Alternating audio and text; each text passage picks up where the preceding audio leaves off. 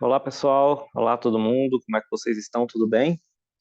Como vocês já sabem, aqui é o professor Alex e eu vou estar passando essa aula aqui de web design para vocês, né, que é uma aula de revisão, ou seja, uma aula que a gente vai revisitar todo o conteúdo que nós tivemos nesses últimos 2 meses, ou seja, em todo esse módulo de web design, tanto a parte que está sendo dada por mim atualmente, como também as disciplinas, as aulas que foram ministradas pelo professor Murilo anteriormente, certo? E aí a gente vai, essa aula ela serve tanto para vocês que estão vendo que fazem parte da turma online, certo? Quanto para a galera do presencial, principalmente das turmas de quinta e sexta-feira, que não tiveram, da turma de quinta-feira e também da turma de segunda e terça-feira, devido ao feriado que nós não tivemos essas aulas aí para vocês. E aí, através dessa revisão, vocês vão ficar mais preparados para a prova, certo? A gente vai revisitar todo o conteúdo, vai ficar bem mais fácil para vocês, tá?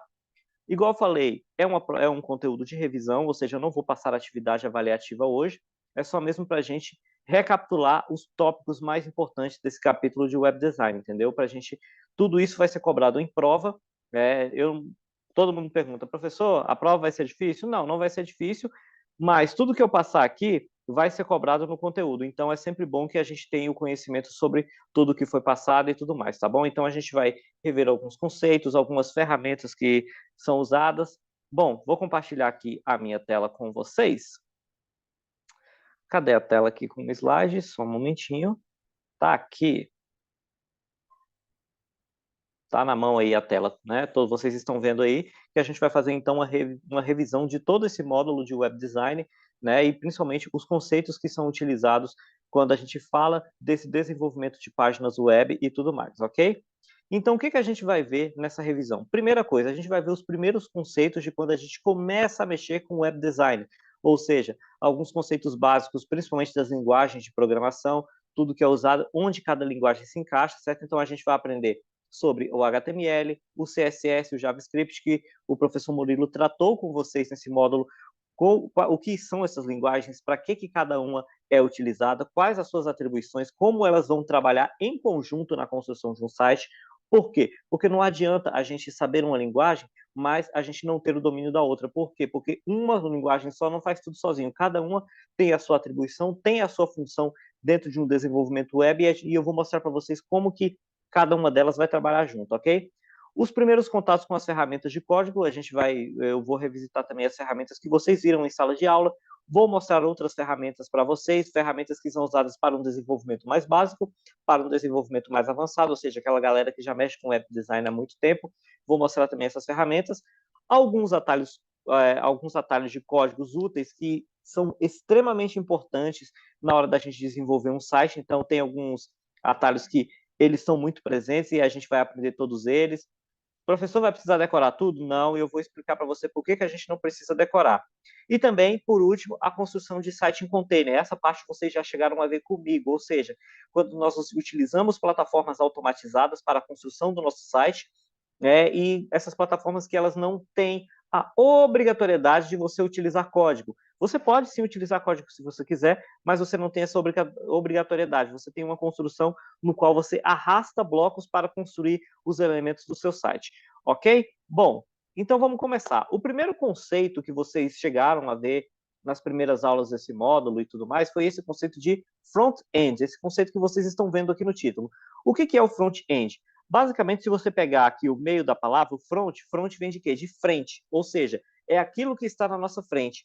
O front-end é a parte do site que representa todo o visual, ou seja, tudo aquilo que a gente consegue ver e não só ver, tudo aquilo que a gente consegue interagir, ou seja, quando eu entro em um site qualquer, vou pegar como exemplo aqui a Globo.com, o G1, você entra num site como o Magazine Luiza, que você tem lá diversos produtos que você pode estar adquirindo, você tem toda aquela parte que você está vendo o produto, que você está vendo as fotos, as informações sobre o produto, e você também tem as janelas de interação, ou seja, onde você pode clicar para ver os detalhes do produto, os detalhes para você comprar aquele produto, preço, especificações e tudo mais.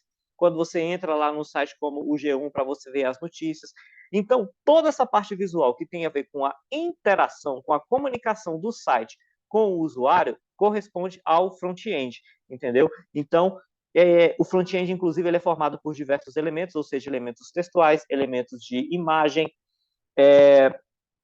E tem outras codificações, por exemplo, as animações que aparecem. Então, tudo isso tem a ver com front-end. É tudo aquilo que está ao nosso alcance. Por quê? Porque o site está ali, ele tem uma interface gráfica, beleza. Mas ele, tirando, mesmo se a gente pegar o desenvolvimento via container, essa parte gráfica, ela tem um código por trás. E a gente não vê esse código. Aliás, a gente pode até ver esse código. Por exemplo, se vocês entrarem no navegador de vocês aí, seja ele o Google Chrome, o Microsoft Edge, Mozilla Firefox, seja qual for, entre em qualquer site. Se você tiver um computador com Windows, você vai apertar o atalho F11 em cima dessa página. Então vai aparecer uma página cheia de códigos de HTML, CSS e JavaScript, que aquilo ali se chama o código-fonte da página, que é o quê? São as centenas, milhares de códigos que compõem a construção daquela página, certo? Então é só apertar, no caso do Windows, né? Você aperta o atalho F11. Caso você tenha, por exemplo, um computador Mac, é só você apertar Option Shift U, que aí você também consegue verificar o código-fonte, não importa aí qual o navegador que você esteja utilizando, certo? Bom, e aí toda essa estrutura visual do site caracteriza então o front-end, ou seja, o cabeçalho, que é lá a parte principal, que é a primeira coisa que você vê de um site, onde tem a logo, o nome da empresa daquele site, o nome do portal de notícias, as barras laterais, onde você tem as dezenas de opções que você pode estar acessando, o corpo do site, que é onde está toda a informação do site em si, e o rodapé, que é geralmente onde fica lá no final as informações de contato, informações extras e tudo mais, certo? E o front-end ele pode ser representado de diversas formas em um site, ou seja, pode ser numa página de rolagem, por exemplo, um blog, igual eu mostrei para vocês em algumas aulas anteriores, no meu site pessoal que eu tenho um blog, e esse blog ele é uma página única, no qual eu tenho uma página única que mostra somente os textos que eu escrevo, eu não tenho uma página de contexto de menu, certo? Pode ser uma landing page, para quem não sabe o que é landing page, quem de vocês aí já não entrou num site que vai estar lá, você entra num site em manutenção, voltamos mais tarde, isso é uma landing page, é uma página que ela é criada para colocar algum aviso quando o site não está funcionando, ou quando o site ainda não está em operação, né? Em breve vamos inaugurar, em breve esse site estará funcionando. Isso é uma landing page. Ou também um site comum que apresenta um menu interativo para outras páginas. Tudo isso que você consegue interagir é o front-end, não importa o formato que a sua página tem. E aí aqui eu tenho até uma ilustração nesse slide que vocês podem, deixa eu até passar aqui a minha imagem para cá para baixo, para vocês visualizarem melhor. Olha só, eu tenho aqui o front-end, que representa toda a estrutura gráfica do meu site, aqui eu tenho imagens, eu tenho figuras e tudo mais, e eu tenho aqui o back-end. O back-end é o quê? Back vem de trás, ou seja, aquilo que está por trás do front-end.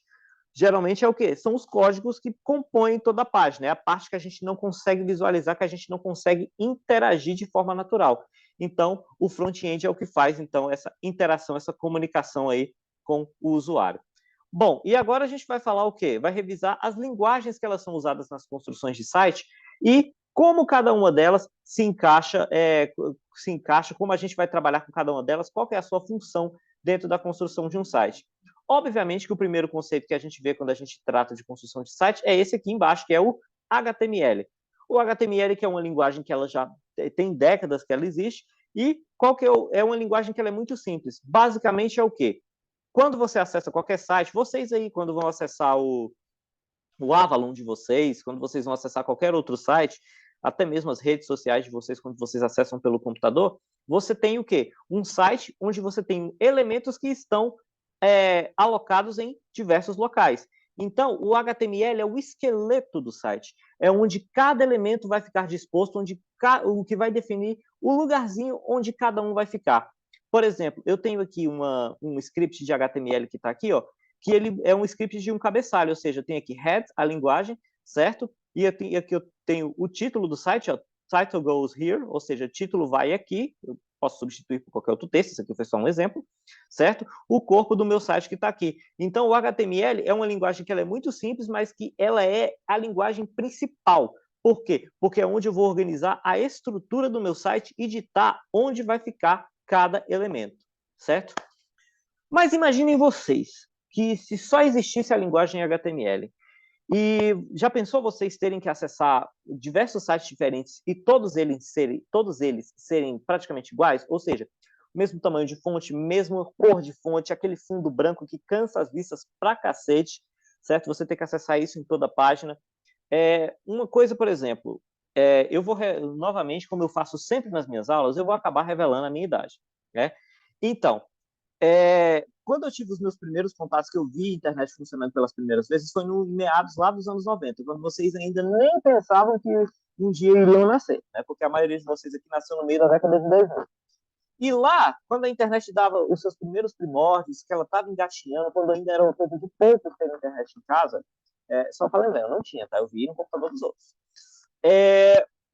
Uma coisa que a gente percebia é que todos os sites, eles eram muito rudimentares, eram muito simples, então eles pareciam muito com os outros, entendeu? Era quase todos os sites eram iguais, meio que só mudava o nome. E aí era necessário que a gente tivesse uma linguagem que fizesse essa personalização, essa parte de estilo no site. E aí, em 1995, foi inventada essa criança aqui, ó, o CSS. O CSS que é a linguagem que é responsável justamente. Lembre-se dessa palavra, lá na prova vai ser cobrado, hein? Ou seja, eu praticamente estou dando uma questão aqui para vocês. Qual é a principal coisa que a gente vai lembrar de CSS? É a linguagem que responde pelo estilo do site. Ou seja, quando a gente montamos o nosso esqueleto lá, a nossa linguagem HTML e tudo certinho, onde vai ficar cada coisa, onde vai ficar cada elemento, cabeçalho, corpo, rodapé, a gente precisa personalizar esse site da nossa maneira. E é com o CSS que a gente vai fazer isso. Por quê? No CSS que a gente vai conseguir fazer personalização de tamanho de fonte, cor de fonte. Pô, eu não quero esse site com esse fundo branco, não. Fica muito cansativo, principalmente para ler à noite. Então, vamos fazer um site com um fundo preto e tudo mais. Por exemplo, vocês, meninas, quando a gente fez lá a tarefa de Wix e tudo mais, nas aulas anteriores, vocês concordam comigo que quando a gente tem um site voltado para o público feminino, com uma coisa mais delicada e tudo mais, as cores tipo voltadas mais para o rosa, para o roxo, elas não chamam mais a atenção das mulheres? Sim. Então, geralmente, a gente pode aplicar um plano de fundo com essas cores. E é através do CSS que a gente consegue fazer toda essa personalização. Então, entendam claramente isso. Se, por um lado, nós temos o HTML, que é o esqueleto do site, o CSS já é o quê? A gente faz uma analogia. O HTML é o esqueleto e o CSS seria a nossa pele, entendeu? Que é o que dá o quê? Que é o que diferencia o site um do outro, entendeu? Que é onde eu tenho realmente a personalização de todos os elementos do site. Pô, fiz o meu site, coloquei em HTML, mas o logo está encostando aqui no site. Eu quero que ela fique um pouco mais embaixo. E então a gente pode personalizar uma margem superior, pode personalizar uma margem inferior. Ô, professor, fiz o meu site, mas o texto está indo de ponta a ponta. Aí quando eu coloco no celular, fica cortando. Então a gente pode personalizar uma margem lateral. Não quero esse fundo branco, quero um fundo cor-de-rosa, então um fundo azul. Posso personalizar esse fundo. E aí, personalizar também o tamanho das fontes, a fonte que eu quero usar para o site não ficar igual, entendeu? Eu quero destacar alguma coisa no meu site. Então, é sempre importante a gente ver isso. Bom, eu vou mostrar, por exemplo, aqui uma coisa para vocês, daqui a pouquinho, um exemplo de um site onde a gente vai ter essas linguagens bem explícitas, certo? Bom, vamos passar aqui. Aqui tem outra ferramenta, inclusive, que o professor Murilo mostrou para vocês quando ele fez o primeiro site lá na plataforma Replit, que é o Color Hunt. O Color Hunt, por exemplo, você pode pegar diversas cores aqui, diversas tonalidades de cores, e aí você pega o código delas para você inserir aqui no seu script no seu script de CSS, por exemplo. Se vocês verificarem aqui, ó, cor terciária, você tem aqui um código, ó, o jogo da velha e um monte de letra D. E aqui, ó, cor secundária, eu tenho aqui FF8C32. Esses aqui são os códigos das texturas de cores que vocês podem estar pegando lá. Então, é uma ferramenta que ela é muito importante quando a gente vai personalizar o nosso site. Além de outros milhares de atalhos que eu vou lá na frente estar mostrando para vocês, tá bom? E claro, a gente, beleza, construímos o esqueleto do nosso site, deixamos ele bonito e tudo mais, mas o site, principalmente, para ele atrair quem vai navegar nele, o site ele tem que ser fluido, ele tem que ter fluidez, ele tem que ter animação. E para isso, a gente vai entrar na parte mais massa do desenvolvimento web, que é que a gente mexer com JavaScript. O JavaScript, que é uma linguagem muito rica. Olha, gente, é uma linguagem tão rica que, se a gente fosse aprofundar nessas 3 linguagens que eu estou mostrando aqui embaixo, se a gente fosse fazer um desenvolvimento web avançado mesmo, vocês podem ter certeza, não seria só um módulo de web design aqui na Enet, seria um módulo só de HTML, um módulo falando só sobre CSS, e ó, pode ter certeza, uns 2 a 3 módulos falando sobre JavaScript, de tão grande que a gente tem essas possibilidades. Então, o que o JavaScript é responsável por fazer? Ele é responsável por dar fluidez para o site, para dar dinamismo, trazer dinamismo para a página. Por exemplo, Eu vou entrar aqui numa página aqui. Deixa eu ver se eu consigo. Só um minutinho aqui. Eu vou acessar aqui compartilhar. Vou acessar uma outra página aqui para mostrar para vocês. Vamos lá, deixa eu mudar novamente aqui o compartilhamento para outra tela. Eu estou aqui, ó, nesse site de compras aqui, que é o Kabum. É um site de vendas de informática muito conhecido por todo mundo, né? Eu não sei se vocês já viram esse site, mas para comprar peça de computador lá eu acho legal, porque é um site bem construído, bem intuitivo. E vamos pegar um produto qualquer aqui, ó. Vou pegar esse mouse aqui. Esse mouse da Razer, certo? Eu não sei se vocês têm coragem de pagar R$ 699 no mouse. Eu perguntei em todas as turmas, o pessoal falou, não tem como. O professor aqui não tem como, até porque o professor não ganha bem para fazer tudo isso. Enfim, eu tenho aqui e aqui nesse site, nessa página desse mouse, eu tenho uma demonstração das 3 linguagens aqui. Qual a demonstração? Onde é que eu posso ver o HTML aqui? O HTML eu vejo aonde? Eu vejo aqui, ó.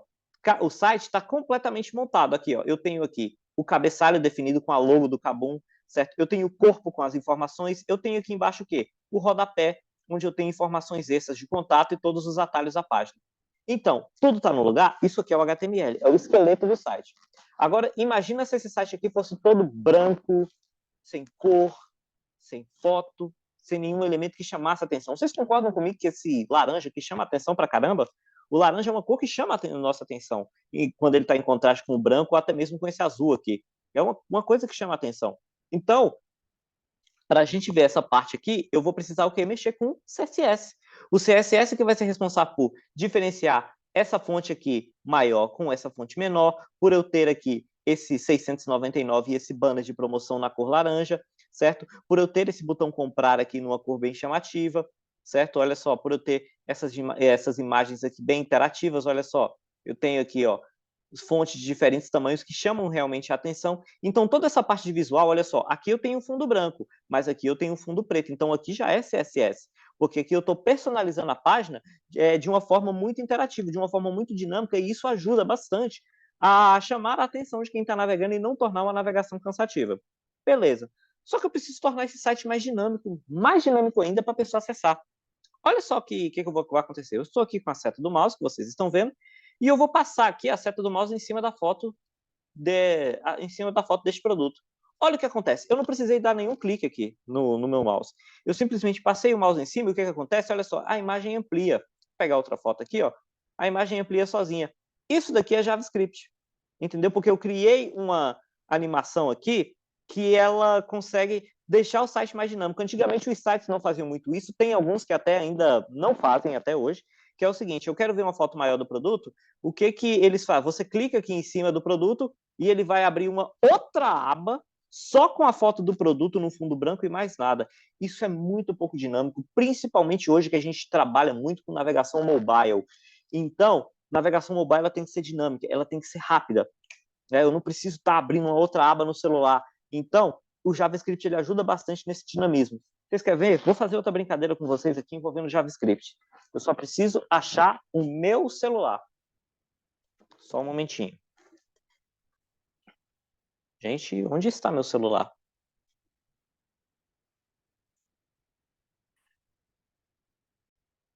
Bom, eu vou fazer uma demonstração para vocês aqui no meu celular de como uma coisa que eu vi no Instagram e eu salvei para vocês para mostrar nessa aula, certo? Então, o que eu vou fazer? Eu vou compartilhar aqui a tela do meu celular com vocês, certo?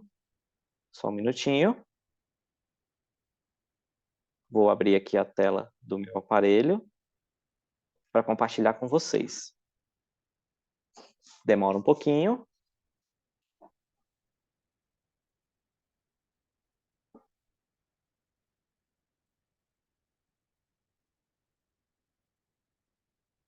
Vamos lá, vocês estão vendo aqui a tela do meu celular.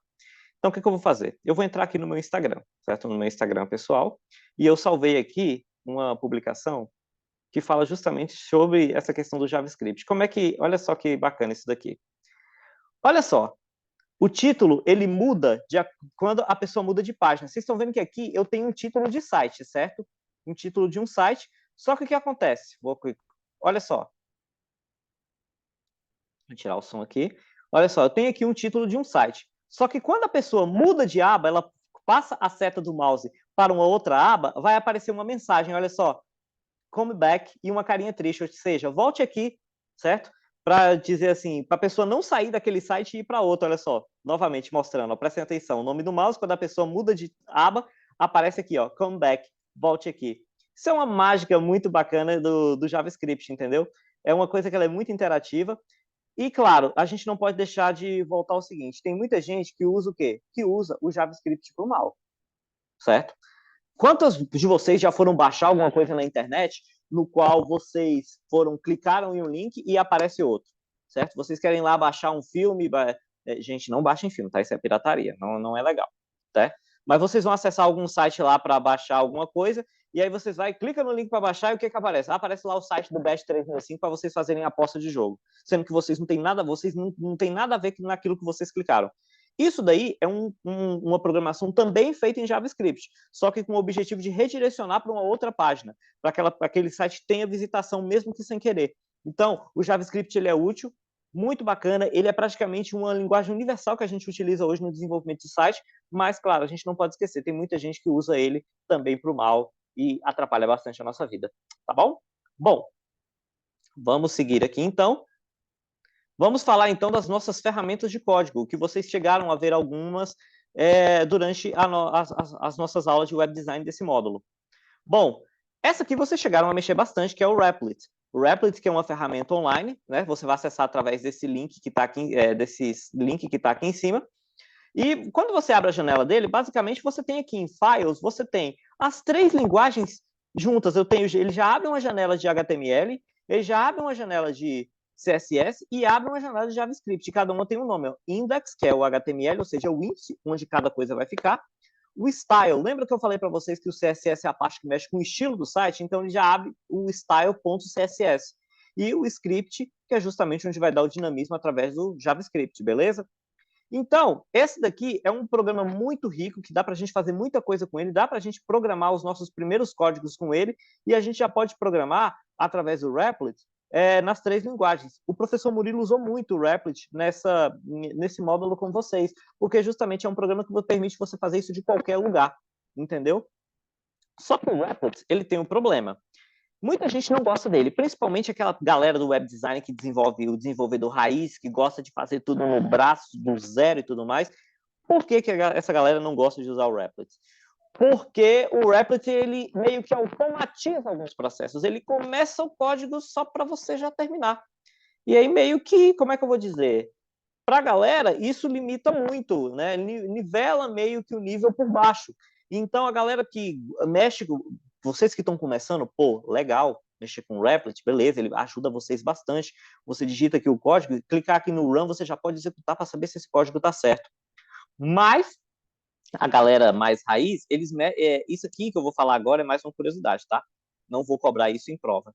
Eles usam uma plataforma de desenvolvimento muito mais avançada, que é essa daqui, ó, o Adobe Dreamweaver. Deixa eu tirar aqui a minha imagem aqui para não tampar nada. O Adobe Dreamweaver. O Dreamweaver todo mundo aqui já ouviu falar de Photoshop, né, que é um programa que é focado em edição de imagens, e o Dreamweaver também é feito pelo mesmo fabricante. Consequentemente, ele não é um programa gratuito, infelizmente. É um programa pesado também, não roda em qualquer computador. Se eu for abrir aqui, eu fui abrir ele hoje na aula presencial, gente, ele é pesadíssimo. E ele tem essa tela aqui, que eu tenho toda a minha tela de desenvolvimento. E reparem o seguinte, se eu voltar aqui no Replit, o que vai acontecer? Ó? Eu tenho aqui a minha janela de código, e se eu quiser ver se esse código está dando certo, eu tenho aqui o Run, que eu vou executar esse código. No Dreamweaver, isso fica muito mais fácil, por quê? Porque aqui embaixo eu tenho uma janela de código, e aqui em cima o que eu tenho? Eu já tenho o resultado em tempo real. Então eu consigo saber onde eu estou acertando e onde eu estou errando no meu código. Porque todo esse resultado, tudo que eu vou digitando, já vai aparecendo em tempo real. Então é uma ferramenta que aparece, que é muito utilizada pela galera de desenvolvimento avançado. Mas aí eu vou dar uma curiosidade para vocês. Vamos supor, por exemplo, deixa eu beber uma água aqui, que, enfim, né?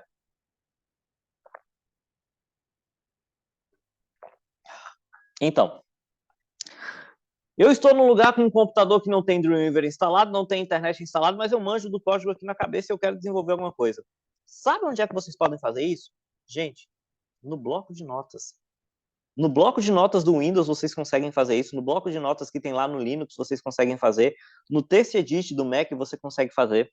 Você consegue... Se você escrever o seu código ali, você pode transformar esse código num código HTML. Como é que você faz isso? Na hora que você for salvar, o bloco de notas ele salva geralmente no arquivo TXT. Então, você vai mudar lá a opção da extensão do arquivo. Ao invés de você colocar TXT, você vai colocar lá .html. Então, ele vai salvar como um arquivo HTML totalmente executável, como se você tivesse feito ele no Rapid, como se você tivesse feito no Dreamweaver ou em qualquer outra plataforma. Beleza? Vamos lá. E aqui a gente precisa aprender alguns elementos usados na programação web. Elementos que eu falo, alguns termos que eles são usados. Então, vamos começar aqui pelo HTML. O primeiro, a gente tem os 3 elementos básicos que compõem o nosso site, ou seja, cabeçalho, corpo e rodapé. Então, como vocês já estão familiarizados, essas ferramentas utilizam o quê?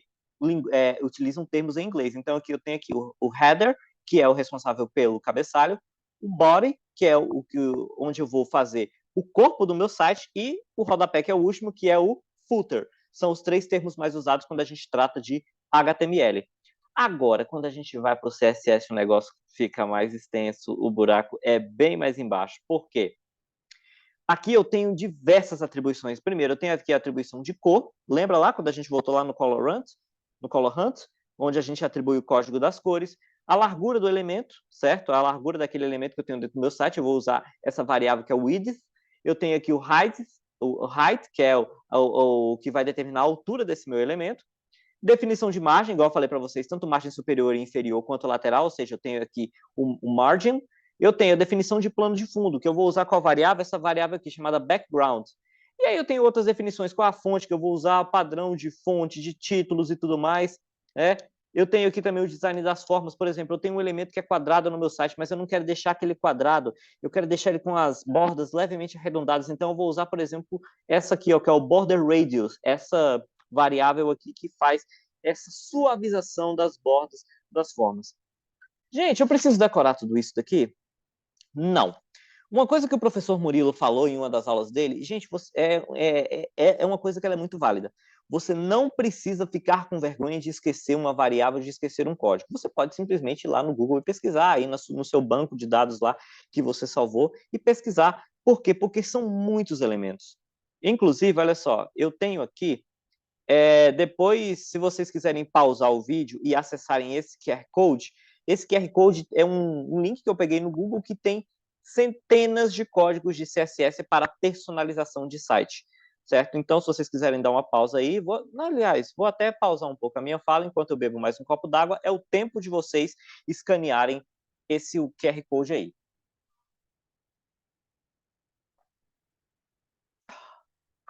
Bom, se você não escaneou, pausa o vídeo que você vai conseguir. Enfim, e aqui é onde eu tenho uma biblioteca com grande parte dos atalhos de CSS para a gente personalizar o nosso site, tá bom? Ou seja, você pode fazer um site único com a sua cara do jeito que você quiser, tá ok?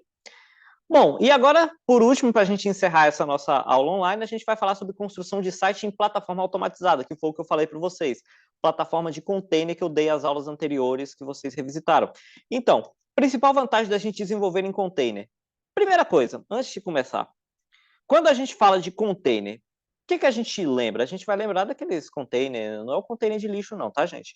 Vamos lembrar daqueles containers quando a gente tem lá nos portos que chegam as coisas vindas de navio, lá da China, de outros lugares. Você tem a ideia o quê? De uma caixa, de um bloco. Então, basicamente, ele tem esse nome por quê?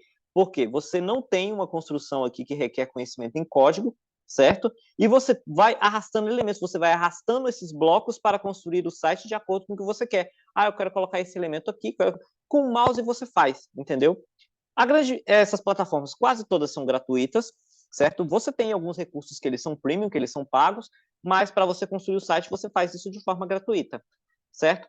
Você permite a construção de um site em poucos minutos, com as plataformas Google Sites, com Wix, com Webnodes, você pode construir um site em pouquíssimos minutos. Claro, dependendo da quantidade de elementos que você tiver, vai demorar mais um pouquinho da sua personalização, mas na teoria, em poucos minutos você consegue fazer isso.